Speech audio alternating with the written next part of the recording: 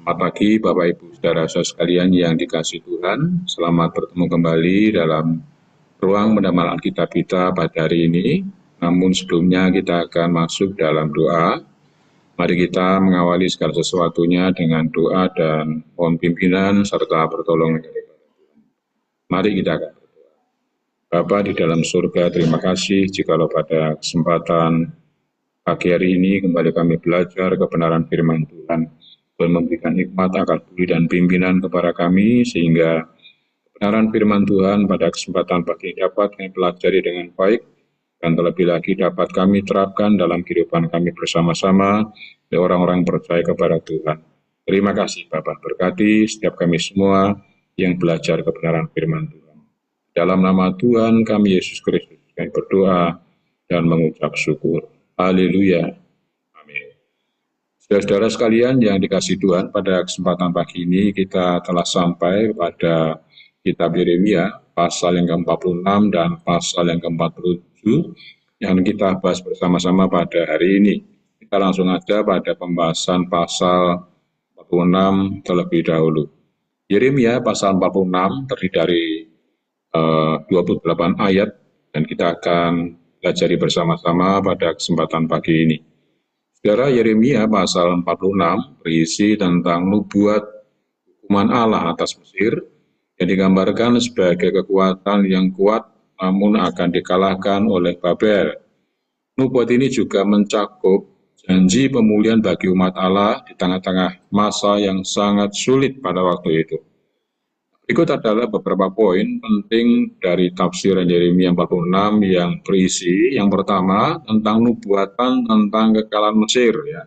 Yeremia 46 itu menubuatkan kehancuran Mesir di tangan bangsa Babel. Meskipun Mesir adalah kekuatan besar pada masa itu, namun Allah berjanji untuk menghukumnya karena dosa-dosa mereka. Yang kedua, kita melihat juga adanya pentingnya untuk mengandalkan Allah. Nubuat ini mengingatkan umat Allah untuk tidak mengandalkan kekuatan manusia, termasuk kekuatan Mesir, tetapi untuk mengandalkan Tuhan yang berkuasa atas segala bangsa. Yang ketiga, ada janji pemulihan dari Allah. Meskipun Mesir akan mengalami hukuman, Yeremia 46 juga menjanjikan bahwa Allah akan memelihara sisa-sisa umatnya dan membawa mereka kembali ke tanah perjanjian. Yang keempat adalah tentang hari Tuhan. Frasa hari Tuhan dalam ayat ini merujuk pada waktu ketika Allah menyatakan kuasanya dalam penghakiman dan pembalasan, bukan hanya satu hari tertentu. Yang demikian, secara keseluruhan, Yeremia 46 menekankan bahwa kekuatan duniawi tidak dapat bertahan melawan Allah, dan keselamatan sejati hanya dapat ditemukan dengan mengandalkan diri kepadanya. Nah, mari kita perhatikan bersama di dalam Yeremia 46, ayat yang pertama sampai ayat yang ke-28, yaitu firman Tuhan tentang bangsa-bangsa. Ayat yang pertama, firman Tuhan yang datang kepada Nabi Yeremia tentang bangsa-bangsa mengenai Mesir. Ayat kedua, mengenai Mesir terhadap tentara Firaun Neko, raja Mesir yang berkemah di tepi sungai Efrat, dekat Karkemis, dan yang dipukul kalah oleh Nebukadnezar, raja Babel, dalam tahun yang keempat pemerintahan Yoyakim bin Yosia, raja Yehuda. Ayat yang pertama dan kedua, saudara, merupakan bagian dari pendahuluan pada nubuatan. Firman Tuhan yang datang kepada Nabi Yeremia terhadap bangsa-bangsa ini merupakan awal dari bagian yang akan berlanjut hingga Yeremia pasal 51, di mana Yeremia menyatakan penghakiman terhadap bangsa-bangsa di sekitar Yehuda. Pada saat itu Nabi Yeremia menentang bangsa-bangsa. Ini adalah pengingat penting bahwa meskipun kitab Yeremia sebagian besar membahas tentang penghakiman yang akan dijatuhkan Allah terhadap Yehuda, namun Allah tidak mengabaikan atau tidak menghiraukan bangsa-bangsa non-Yahudi. Ia juga akan menghakimi mereka dengan adil. Namun Tuhan tahu siapa dirinya, dia bukan pengawas daerah. Dia bukan dewa dari suku-suku, namun dia adalah Tuhan semua bangsa. Kedaulatannya tidak terbatas pada satu budaya, bangsa, atau kelompok etnis tertentu saja, namun akan melawan Mesir. Yeremia 46 ayat 2 menjelaskan penghakiman yang akan datang atas Mesir, khususnya pada pertempuran Karkemis. Ketika bangsa Babilonia mengalahkan bangsa Mesir, ketika Yeremia menyampaikan nubuat ini, pertempuran itu masih akan terjadi. Dalam hal ini, Yeremia memulai dengan Mesir karena Palestina telah lama menjadi wilayah pengaruh politik Mesir. Yeremia memulai dengan tepat kisah tentang orang Mesir yang selain permusuhan lama, baru-baru ini telah membunuh Raja Yosia yang baik, sehingga menyebabkan hilangnya semua kemakmuran atas orang Yahudi. Karkemis sendiri tidak terletak di persimpangan sungai Kebar dan Efrat, tapi lebih jauh di hulu sungai Efrat, satu-satunya kota besar di wilayah itu. Nah, kota itu merupakan kunci menuju Suriah di sebelah timur dan menjadi jalur utama aliran daripada sungai Efrat. Dalam perjalanannya ke sana, Karkemis, Firaun Neko membunuh Raja Yosia dari Yehuda ketika Yosia mencoba untuk mengusirnya. Firaun menempatkan pasukannya di Karkemis selama 4 tahun, menguasai daerah itu dan menunggu konfrontasi yang tak terelakkan dengan Babel yang sedang bangkit. Di konfrontasi itu tiba, orang Mesir berhasil dikalahkan. Pada tahun keempat pemerintahan Yoyakim, ini terjadi pada tahun 605 sebelum Masehi ketika orang Mesir dikalahkan di Karkemis, yaitu di Turki modern dekat perbatasan Suriah. Para Babilonia mengejar orang Mesir yang melarikan diri ke selatan dan akhirnya tiba di Yerusalem. Ayat ketiga, siapkanlah perisai besar dan perisai kecil dan majulah untuk bertempur. Pasanglah kuda dan naiklah hai pengendara-pengendara, ambillah tempatmu dengan memakai ketopong, tajamkanlah tombakmu, pakailah baju jirahmu. 5. Mengapa kau lihat mereka terkejut, mundur ke belakang, pahlawan-pahlawan mereka terpukul kalah, lari, kocar-kacir, tanpa menoleh, kedahsyatan dari segala jurusan. Demikianlah firman Tuhan. Saudara-saudara sekalian, di dalam ayat yang ketiga sampai dengan ayat yang kelima di sini, para prajurit dipanggil untuk bertempur dan musuh segera untuk dikalahkan, sehingga pahlawan-pahlawan mereka terpukul kalah, lari dengan cepat dan tidak menoleh ke belakang, karena ketakutan ada sekeliling mereka, firman Tuhan. Dalam nubuatannya, Yeremia menempatkan pendengar dan pembaca tepat di tempat terjadinya pertempuran. Baju sirah telah dipersiapkan dan memerintahkan memakai perisai dan tameng. Dan para prajurit berkuda telah bersiap dengan mengendarai kuda. Dalam hal ini perisai kecil umumnya berbentuk lingkaran, sedangkan perisai besar berbentuk oval dan persegi panjang yang dirancang untuk melindungi seluruh tubuh. Demikian pula dengan tentara yang diperlengkapi dengan baik, seperti yang dijelaskan di sini tentu akan menang, namun kejadian-kejadian berubah secara tidak terduga. Secara mereka menjadi ketakutan dan berbalik. Makanya adalah bahwa pertempuran telah berakhir, dan segera setelah dimulai. Begitu perisai, tombak, dan kuda disiapkan, orang-orang perkasa mereka dikalahkan. Mereka segera melarikan diri. Yeremia secara ironis menggambarkan pasukan Mesir yang diperlengkapi dengan baik, sombong, sangat terampil, dan membandingkannya dengan akibat kekalahan telak serta pelarian yang sangat memalukan. Tidak menoleh ke belakang karena ketakutan ada di mana-mana. Yeremia menggambarkan mundurnya pasukan Mesir sepenuhnya dari hadapan orang Babilonia. 6. Orang yang tangkas tidak dapat melarikan diri, pahlawan tidak dapat meluputkan diri di utara, tepi sungai Efrat lah mereka tersandung dan rebah. Siapakah ini yang meluas seperti sungai Nil dan yang airnya bergelora seperti sungai-sungai? Itulah Mesir yang meluas seperti sungai Nil dan yang airnya bergelora seperti sungai-sungai. Dia berkata, aku mau meluas menutupi bumi, membinasakan kota dan penduduknya. Dari dalam ayat yang ke-6 sampai ayat yang ke-8, menyatakan tentang suara tentara Babilonia yang menang. Dalam penglihatan kenabiannya, Yeremia dapat melihat para kapten tentara Babel meneriakkan perintah, memerintahkan semua prajurit mereka untuk mengejar dan mengalahkan orang Mesir yang mundur.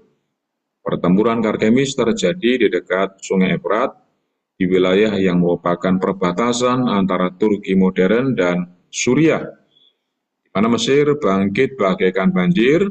Ketika sungai besar seperti Efrat meluap, ia mendatangkan kehancuran yang luar biasa. Mesir datang berperang bagaikan pasukan yang akan menghancurkan lawannya dengan berkata, aku akan menghancurkan kota dan penduduknya. Naik seperti banjir dan airnya bergerak seperti sungai. Sungai-sungai mengacu pada sungai Nil dan saluran irigasinya pada waktu itu. Orang Mesir yang menyerbu tampak seperti sungai Nil ketika membanjiri pedesaan di sekitarnya. Ayat 9, majulah, hai kuda-kuda, melajulah, hai kereta-kereta. Majulah berperang, hai pahlawan-pahlawan, hai kamu orang Ethiopia dan orang Put yang memegang perisai, dan orang Lydia yang membentur busur. 10. Hari itu ialah hari Tuhan Allah semesta alam. Hari pembalasan untuk melakukan pembalasan kepada para lawannya. Pedang akan makan sampai kenyang dan akan puas minum darah mereka. Sebab Tuhan Allah semesta alam mengadakan kurban penyembelian di tanah utara dekat sungai Efrat. Bapak Ibu Saudara sekalian, di dalam ayat 9 sampai 10 di sini menyatakan Mesir yang sangat sombong itu menjadi hancur. Majulah hai kuda-kuda dan marahlah hai kereta-kereta perang. Allah memanggil tentang Mesir yang sombong itu ke medan perang dan mereka untuk menghakimi mereka. Saudara, bangsa Ethiopia dan Libya yang memegang perisai, seperti banyak pasukan lainnya, pasukan Mesir kuno yang datang ke Karkemis memiliki banyak prajurit asing, baik budak maupun tentara bayaran. Dan inilah hari Tuhan Allah semesta alam, pada hari pembalasan. Maka Allah memanggil tentara Mesir yang sombong itu untuk datang ke Karkemis, supaya dapat menunjukkan bahwa ia adalah Allah semesta alam, dan bahwa hari itu adalah hari pembalasannya. Pada hari Tuhan, ia akan membalas dendamnya terhadap para musuhnya. Yeremia 46 ayat 10 merupakan contoh yang baik dari prinsip bahwa hari Tuhan ini tidak selalu merujuk pada satu hari saja, tapi pada setiap waktu atau musim ketika kuasa Tuhan dinyatakan, khususnya dalam penghakiman terhadap oposisinya yang sangat sombong sekali. Suatu hari ketika tentara yang diperlengkapi dengan baik seperti yang dijelaskan di sini tentu akan menang. Namun kejadian-kejadian berubah secara tidak terduga. Karena Tuhan Allah semesta alam telah menyediakan korban sembelian di tanah utara, di tepi sungai Efrat. Tentara Mesir yang kalah akan menyenangkan hati Allah, seperti korban yang menyenangkan hatinya yang menanggung hukuman dosa. Dan di sini Nabi menggambarkan hal ini sebagai pengorbanan yang besar, di mana banyak sekali korban yang dikorbankan.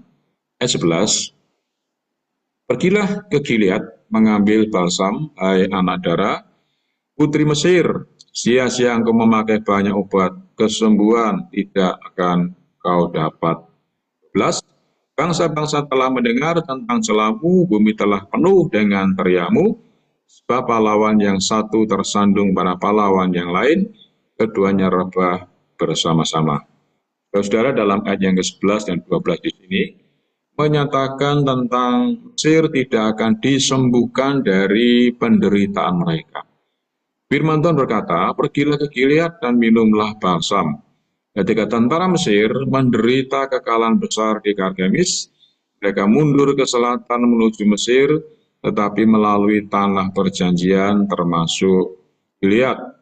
Tidak akan bisa pulih di sana, sia-sialah engkau akan menggunakan banyak obat, engkau tidak akan menjadi sembuh.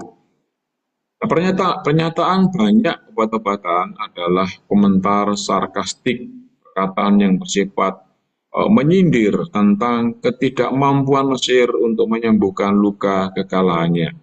Penghinaan terakhirnya adalah bahwa orang lain ini telah mendengar tentang berita itu. Hubungan Balsam dengan Gilead mungkin terkait dengan fakta bahwa kafilah-kafilah dari timur yang membawa perbekalan balsam melewati Gilead. Bahkan dikatakan bahwa bangsa-bangsa telah mendengar tentang aibmu. Kekalahan Mesir di Karkemis terkenal karena menandai dimulainya Babel sebagai negara adikuasa sejati di wilayah tersebut dan kemunduran bangsa Mesir. Ayat 13, firman yang disampaikan Tuhan kepada Nabi Yeremia tentang datangnya Nebukadnezar, Raja Babel, untuk memukul kalah tanah Mesir. Berita kalah di Mesir dan kabar kalah di Migdol, kabar kalah di Memphis dan di Tahpanes. Katakanlah, ambillah tempat dan bersiaplah, sebab sekitarmu habis dimakan pedang. Mengapa habis melarikan diri? Tidakkah sanggup sapi jantanmu bertahan? Sungguh Tuhan telah menunjukkan dia. Banyak daripadamu yang tersandung dan rebah. Mereka berkata seorang pada yang lain, marilah kita pulang kepada bangsa kita di negeri kelahiran kita untuk mengelakkan pedang yang merajalela ini. 11. Sebutlah nama Firaun, Raja Mesir, tukang ribut yang membiarkan kesempatan berlalu. Saudara, dalam ayat yang ke-13 sampai ayat 17 di sini menyatakan bahwa Mesir itu tidak berdaya melawan tentara Babel. Firman Tuhan yang diucapkan Tuhan kepada Nabi Yeremia, bagaimana Nebukadnezar Raja Babel akan datang dan memukul tanah Mesir. Ini menyatakan bagaimana Nebukadnezar Raja Babel datang dan menyerang tanah Mesir. Bertahun-tahun setelah kemenangannya di Karkemis, Nebukadnezar kembali mengirim pasukannya, kali ini sampai ke Mesir sendiri. Adapun nama-nama tempat dalam Yeremia pasal 46 ayat 14 adalah nama-nama kota perbatasan yang berada di jalur penyerbu dari timur laut. Firman Tuhan berkata, berdirilah teguh dan persiapkan diri kalian, karena pedang akan melap semua yang ada di sekeliling kalian. Orang-orang Mesir dapat melakukan yang terbaik untuk mempersiapkan diri menghadapi serbuan Babilonia yang akan datang. Tapi itu tidak akan membantu orang-orang mereka yang gagah berani, akan tetapi akan tersapu dengan bersih. Karena Tuhan mengusir mereka, bukan hanya kekuatan tentara Babel yang bekerja, Allah juga bertekad untuk mengusir para pembela Mesir untuk mendatangkan hukuman yang besar atas Mesir yang sangat sombong sekali. Firaun Raja Mesir hanyalah sebuah kegaduhan. Dengan invasi Babilonia ke Mesir, orang dapat melihat bahwa Firaun bukan lagi seorang penguasa dengan kekuasaan dan wewenang yang besar. Kalau kita membaca dalam Yeremia 46-16, pembicaraan para prajurit terdengar saat pasukan bayaran memutuskan untuk kembali ke negara mereka sendiri. Mereka menyebut Firaun sebagai pembuat kegaduhan, yakni dikatakan seorang pembual yang menyalahkannya karena telah merusak peluangnya untuk mengalami kemenangan. Firaun Raja Mesir hanyalah sebuah kegaduhan, raja yang suka membual, namun pembual tampaknya lebih mencerminkan cemoohan karena menggambarkan Firaun sebagai seorang pembual yang telah kehilangan kesempatannya. Dan di atas segalanya ada kesimpulan yang menghancurkan dari Firaun, Yeremia pasal 46 ayat 17, bagi orang yang berisik, yang membiarkan waktu berlalu dengan begitu saja. Ayat 18, demi aku yang hidup, demikianlah firman Raja yang namanya Tuhan semesta alam, ia akan datang seperti gunung Tabor yang menjulang di antara gunung-gunung lain, seperti gunung Karmel yang menganjur ke laut. Siapkanlah bagimu barang-barang untuk perjalananmu ke pembuangan, hai putri Mesir yang sudah lama menetap. Sebab Memphis akan menjadi sunyi sepi, dijadikan reruntuhan yang tidak berpenduduk lagi. Pebulu Mesir adalah lembu muda yang elok, tetapi seekor pikat dari utara mendatangi dia. Juga prajurit-prajurit upahan yang ada padanya adalah seperti anak-anak lembu, tambun, mereka pun berbalik dan melarikan diri bersama-sama. Mereka tidak dapat bertahan sebab hari bencana mereka menimpa mereka, yakni waktu penghukuman mereka. Suaranya seperti ular yang mendesis. Apabila mereka berjalan menuju dengan bertentara, mereka mendatangi dia dengan membawa kapak seperti orang-orang penebang pohon. Tiga, mereka menebang hutannya. Demikianlah firman Tuhan, sekalipun tidak dapat dimasuki sebab lebih banyak mereka daripada belalang, tidak terbilang jumlahnya. Di Mesir menjadi malu, diserahkan ke dalam tangan bangsa dari utara. Kelima, Tuhan semesta alam Allah Israel berfirman, sesungguhnya aku mendatangkan hukuman atas dewa Amon dari TB, atas Firaun beserta Mesir, dewa-dewanya dan raja-rajanya, yakni atas Firaun beserta orang-orang yang percaya kepadanya. Aku akan menyerahkan mereka ke dalam tangan orang-orang yang berusaha mencabut nyawa mereka, yakni ke dalam tangan Nebukadnezar Raja Babel dan para pegawainya. Tetapi sesudahnya negeri itu akan didiami seperti dalam zaman purbakala. Demikianlah firman Tuhan. Ya, dalam ayat yang ke-18 sampai ayat yang ke-26, di sini menyatakan satu kepastian penghakiman ini atas Mesir. Nah, Tuhan semesta alam, Allah Israel berfirman, sesungguhnya aku akan mendatangkan hukuman atas Amon dan atas Firaun dan atas Mesir, beserta dengan Allah-Allah mereka dan atas raja-raja mereka, Firaun dan atas orang-orang yang percaya kepadanya. Aku akan menyerahkan mereka dalam tangan orang-orang yang ingin mencabut nyawa mereka, ke dalam tangan Nebukadnezar Raja Babel, dan ke dalam tangan para pegawainya. Kemudian negeri itu akan didiami seperti di zaman dahulu kala. Firman Tuhan, demi aku yang hidup, kata sang raja, dengan kata-kata yang paling tegas, Tuhan menyatakan bahwa itu akan terjadi. Itu begitu pasti sehingga orang-orang Mesir dapat diberitahu, bersiaplah untuk ditawan. Tabor maupun Karmel tampak mencolok dibandingkan dengan daerah sekitarnya. Nebukadnezar menjulang tinggi di atas raja-raja lain. Bahkan Firaun harus tunduk kepada kekuasaan dan kepada keagungannya. Keduanya, Yeremia menggambarkan Nebukadnezar yang menjulang tinggi di atas Mesir, dengan kekuatannya seperti gunung-gunung tinggi yang menjulang tinggi di atas dataran. Mesir sendiri adalah sapi betina yang sangat cantik. Mesir dengan bangga menganggap dirinya kuat, itu agung dan sangat cantik sekali. Tuhan berkata bahwa sapi-sapi itu kuat dan cantik seperti sapi muda. Sebenarnya sudah siap untuk dikurbankan. Nah, sapi-sapi itu akan ditebang seperti hutan.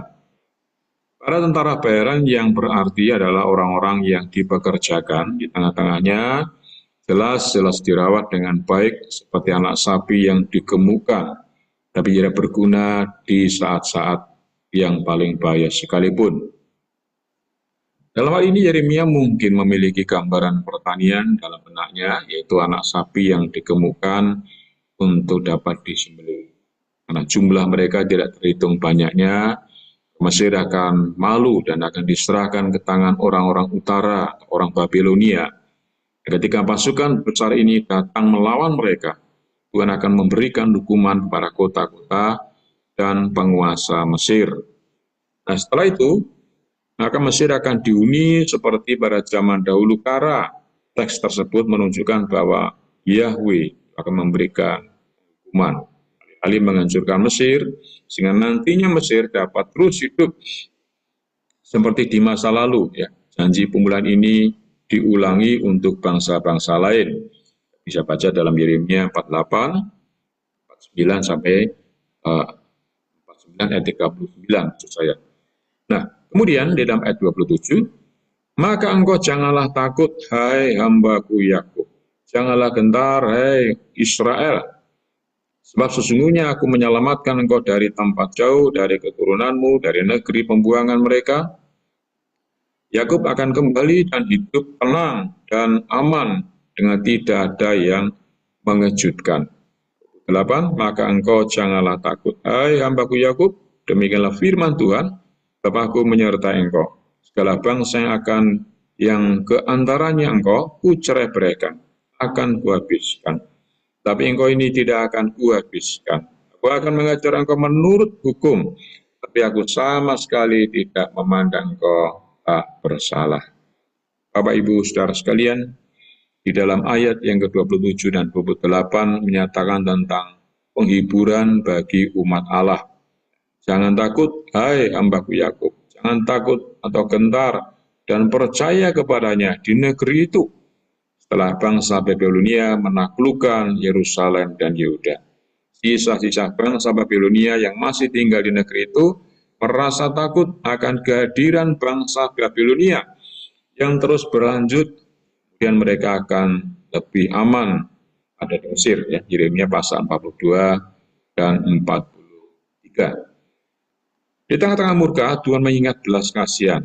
Meskipun Yehuda akan dihancurkan, Yerusalem direbut, suci dibakar habis, dan orang-orangnya akan mengalami penawanan. Namun bangsa itu tidak akan dapat dihancurkan. Sebab benih akan melestarikan, yang darinya bangsa itu akan bangkit kembali.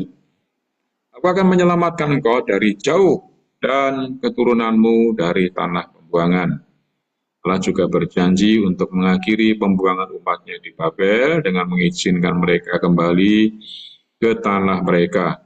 Janji itu akan terpenuhi, Yakub akan kembali dan akan beristirahat. Aku menyertai engkau, sebab aku akan menghabisi semua bangsa yang telah kubuang ke sana. Allah mengirim umatnya ke pembuangan sebagai hukuman atas dosa mereka terhadapnya. Dia juga tidak akan melupakan penghakimannya yang adil terhadap bangsa-bangsa di sekitar mereka. Jika penderitaan Mesir hanya sementara, maka penderitaan Israel akan mengalami sesuatu yang lebih parah lagi. Tetapi aku tidak akan membinasakan kamu sama sekali. Penghakiman Allah terhadap bangsa-bangsa akan berbeda dengan penghukuman atas umatnya. Kerajaan-kerajaan dan kekaisaran-kekaisaran kafir mungkin akan berlalu dalam sejarah, tetapi Allah tidak akan pernah membinasakan Israel sebagai umat perjanjiannya, umat kesayangan Allah. Jika Dia telah menjadikan kita miliknya dan memberikan yang terbaik bagi kita, maka meskipun kita menderita hukuman, kita tidak akan kewalahan olehnya. Meskipun kita dikoreksi, direndahkan, namun Allah tidak akan mengakhiri kita sepenuhnya. Meskipun kita dipangkas, kita tidak akan ditebang sampai ke tanah. Kita bahkan dapat melihat dengan pikiran yang tenang tentang bencana yang tidak dapat diperbaiki, yang menimpa orang-orang yang tidak saleh. Aku akan mengoreksi kamu dengan benar, bahkan penghakiman Allah atas umatnya adalah bukti kasih dan perhatian besar bagi mereka seperti seorang bapa yang setia. Dia akan mengoreksi mereka dan tidak membiarkan mereka sama sekali tidak untuk dihukum. Saudara-saudara sekalian, di dalam pasal 46 ini apa yang dapat kita pelajari bersama-sama? Ada beberapa pelajaran rohani yang bisa kita perhatikan di dalam pasal 46 ini, saudara. Yang pertama, kekuatan duniawi tidak akan dapat menandingi kuasa Allah. Mesir dikenal sebagai bangsa besar, bangsa yang kuat secara militer. Namun Allah menunjukkan bahwa tidak ada bangsa yang terlalu kuat untuk dijatuhkan jika melawan kehendak Tuhan. Yang kedua, Allah memberikan penghakiman bangsa-bangsa sesuai dengan perbuatan mereka. Mesir dihukum karena keangkuhannya dan penyembahan-penyembahan berhala dilakukan. Ini menunjukkan keadilan Allah yang berlaku atas semua bangsa, bukan hanya umat Israel. Yang ketiga, Allah adalah penguasa sejarah. Sejarah bangsa-bangsa tidak lepas dari rencana ilahi, rencana Allah. Kekalahan Mesir bukan sekedar peristiwa secara politik, tapi bagian dari kehendak Tuhan sendiri. Yang keempat, umat Tuhan tidak perlu takut walau berada di tengah-tengah krisis. Dalam ayat 27 dan ayat 28 memberikan janji kepada Israel, meskipun mereka ditawan dan tersebar kemana-mana tempat, Allah tetap menjaga dan Allah juga berjanji memulihkan kehidupan mereka. Yang menunjukkan kasih dan pemeliharaan Tuhan yang begitu sangat sempurna atas diri umat Allah. Yang kelima, Bapak-Ibu sekalian, kita bisa melihat bahwa penghiburan bagi umat yang setia, kita bisa lihat bagaimana di tengah-tengah murka Allah terhadap bangsa-bangsa lain, ya tetap menunjukkan kasih kepada umatnya yang mau bertobat, yang mau berharap kepada Allah, yang mau datang kepada Allah akan mengalami satu bentuk pengampunan yang sejati daripada Tuhan. Nah, sebagai satu bentuk kesimpulan dari Yeremia 46 ini, yaitu Yeremia 46 menekankan bahwa Allah adalah Tuhan atas seluruh bangsa, dan tidak ada kekuatan militer atau politik yang dapat menandingi akan segala otoritas daripada Tuhan. Mesir yang sombong akan dijatuhkan, tapi Israel yang kecil dan lemah justru akan diberikan penghiburan, karena Tuhan berjanji untuk memberikan keselamatan. Allah berjanji memulihkan dan tidak membinasakan mereka secara sepenuhnya. Pasal ini meneguhkan iman bahwa penghakiman dan kasih Allah berjalan secara bersamaan, dan pengharapan akan selalu terbuka bagi umat yang mau bertobat dan yang bergantung kepadanya. Di situ itulah Bapak Ibu Saudara-saudara, Tuhan akan menyatakan pengampunan yang kekal yang diberikan pada setiap orang yang mau datang dan percaya kepadanya. Demikian Bapak-Ibu sekalian, ulasan daripada Yeremia pasal 46 dari ayat yang pertama sampai ayat yang ke-28. Nah, sekarang kita akan mengulas masuk dalam Yeremia pasal yang ke-47. Saudara-saudara sekalian, Yeremia pasal 47 ayat yang pertama sampai ayat yang ke-7, hanya 7 ayat di sini, saudara. Maka kita bisa melihat bahwa Yeremia pasal 47 itu merupakan bagian dari kumpulan nubuatan-nubuatan dalam kitab Yeremia, yaitu terhadap bangsa-bangsa di sekitar Israel. Pasal ini secara khusus berisi tentang nubuatan terhadap orang Filistin, salah satu musuh utama Israel pada zaman perjanjian lama, saudara. Nah, kita melihat yang pertama tentang konteks sejarahnya terlebih dahulu. Ya. Di waktu penulisan, nubuat ini kemungkinan besar disampaikan sebelum atau saat serangan Firaun Neko kepada Gaza. Itu kurang lebih sekitar abad yang ke-7 sebelum Masehi, sekitar tahun 609 sebelum Masehi, atau menjelang penaklukan Babel atas Firaun.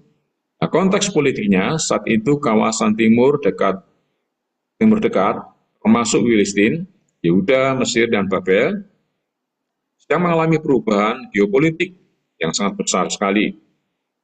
Mesir dan Babel bersaing untuk menguasai daerah-daerah kecil seperti Filistin dan Yehuda. Filistin adalah sekutu lama di Mesir. Nah, itu ketika Babel mulai naik sebagai kekuatan besar, Filistin menjadi sasaran empuk. Yang kedua, tentang orang Filistin. Saudara, Filistin adalah bangsa pesisir yang tinggal di pantai barat tanah Kanaan dengan kota-kota utama seperti Gaza, Askelon, Asdod, Ekron, dan Gad. Mereka sering berperang dengan Israel di zaman para hakim-hakim, ya, Raja Saul dan Raja Daud pada waktu itu. Walau pernah mengalami kekalahan besar, mereka tetap eksis hingga masa Yeremia. Namun kekuatan mereka itu sangat berkurang sekali.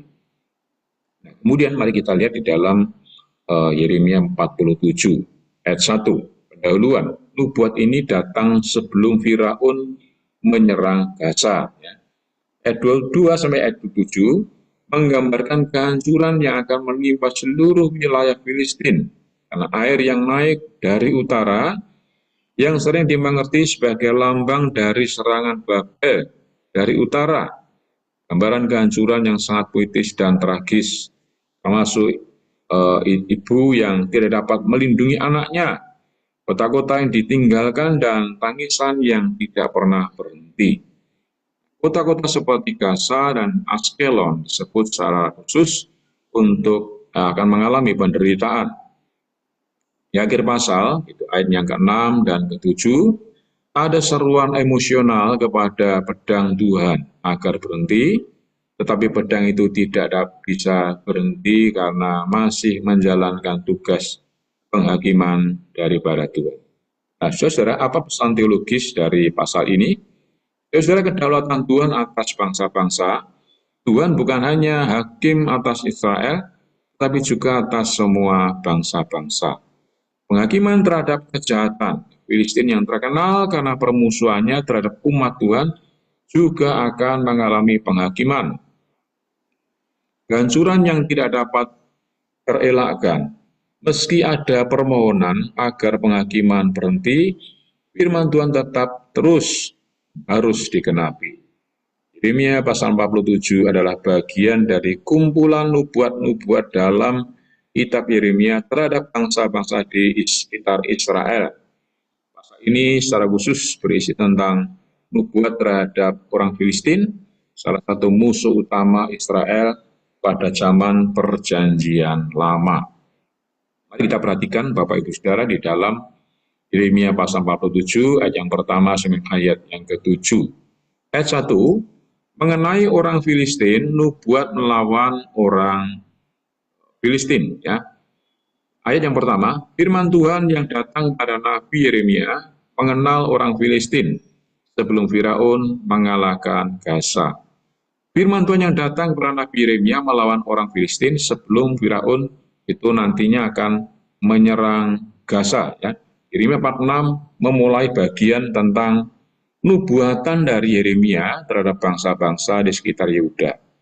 Yeremia 47 adalah catatan nubuatnya terhadap orang-orang Filistin, merupakan musuh dan dikatakan saingan daripada orang Israel.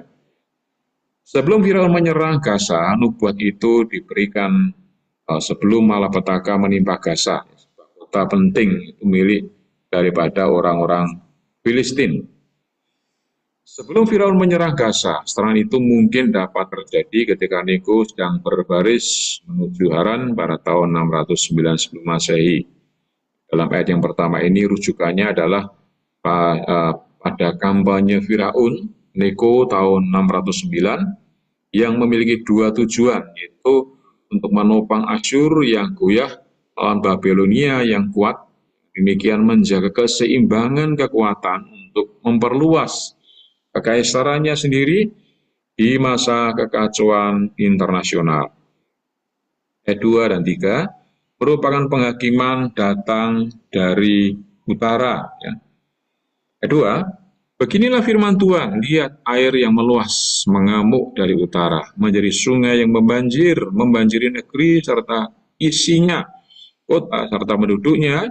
Manusia akan berteriak dan seluruh penduduk negeri akan meratap.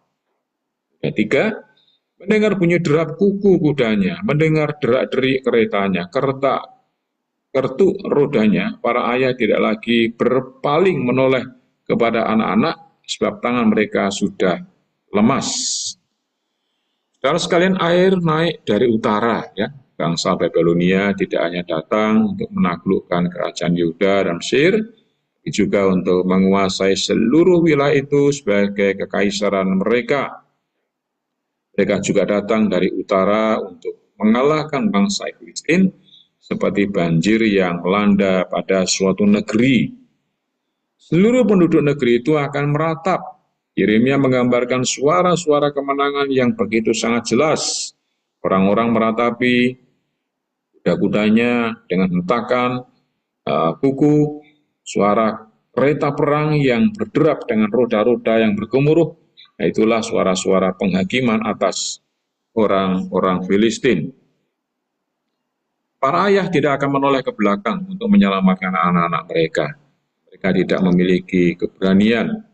Yeremia menggambarkan tragedi invasi Babilonia yang akan datang. Invasi itu akan membawa krisis dan ketakutan sehingga kasih sayang dan keberanian alami akan terlupakan. Pedang Tuhan terhadap kota-kota orang Filistin, ya, ayat yang keempat dan kelima menyatakan tentang kota-kota yang terkena bencana, saudara. Ayat 4, oleh karena telah tiba harinya untuk membinasakan semua orang Filistin dan melenyapkan bagi Tirus dan Sidon setiap penolong yang masih tinggal, sungguh Tuhan akan membinasakan orang Filistin, yakni sisa yang datang dari pulau Kaftor. 5, Gaza telah menjadi gundul, Askelon telah menjadi bungkam. Hai Asdod, sisa orang Enak, berapa lama lagi engkau menoreh-noreh diri? Saudara, karena datangnya hari perampokan terhadap semua orang Filistin, perang Babel tidak akan mengampuni bahkan sebagian dari wilayah orang-orang pesisir ini. Bertindak sebagai agen Tuhan, mereka akan merampok semuanya. Untuk menyingkirkan semua penolong dari Tirus dan Sidon, Nebukadnezar akan menaklukkan kota-kota besar ini, demikian pula Kaftor, Gaza, dan Askelon. Tirus dan Sidon adalah kota-kota bangsa Fenisia, bukan Filistin, tapi mereka mungkin bersekutu dengan bangsa Filistin untuk melawan kekuatan Babilonia yang begitu sangat besar sekali. Nah, di sini orang Filistin disebut sisa-sisa negeri Kaftor, ya. Kaftor sendiri adalah sebutan perjanjian lama untuk kereta negeri orang asal orang Filistin. Kebotakan telah menimpa Gaza, telah memotong rambut mereka sebagai tanda kesedihan dan kesusahan yang sangat mendalam sekali, saudara. Dengan sisa-sisa lembah mereka, nasib dari sisa-sisa orang Enak sangat menarik, karena ras asli manusia bertubuh raksasa itu telah punah dari Israel dan hanya bertahan hidup di beberapa kota Filistin, seperti dicatat di dalam Yosua pasal 11 ayat 21, saudara. Ayat 6 dan 7 berbicara dan mendengar dari pedang penghakiman Tuhan. Ah, pedang Tuhan, berapa lama lagi baru engkau berhenti? Masuklah kembali ke dalam sarungmu, jadilah tenang dan beristirahatlah. 7, tetapi bagaimana ia dapat berhenti? Bukankah Tuhan memerintahkannya ke Askelon dan ke tepi pantai laut? Kesanalah ia menyuruhnya. Hai pedang Tuhan, Yeremia berbicara seolah-olah kepada pedang penghakiman Allah yang menimpa orang Filistin dengan begitu sangat hebatnya. Dia bertanya-tanya berapa lama hal itu akan berlangsung dan meminta agar pedang penghakiman itu beristirahat dan kemudian menjadi diam. Ini adalah sebuah kiasan yang di dalamnya sesuatu yang abstrak, personifikasikan yang sangat agung, ya. Sebuah dialog antara pedang Tuhan dan sang nabi. Tidak ada yang dapat dibayangkan lebih agung lagi, saudara.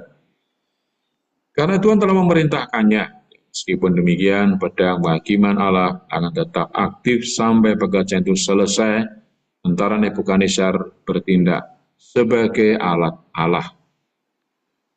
Ada pengertian lain di mana pedang Tuhan dalam pengertian firman Tuhan memiliki pekerjaan untuk dilakukan di antara umat Tuhan saat ini dan tidak akan dihentikan sampai pekerjaan itu akan selesai.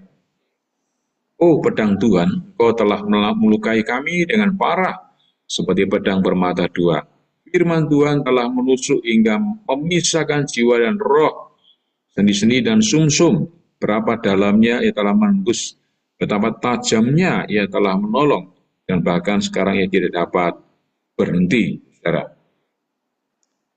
Nah, bagaimana kita bisa tenang? Ingat, ini adalah satu-satunya dunia di mana rasa sakit dapat mencapai orang-orang kudusnya, dan dia harus melakukan pekerjaannya dengan cepat.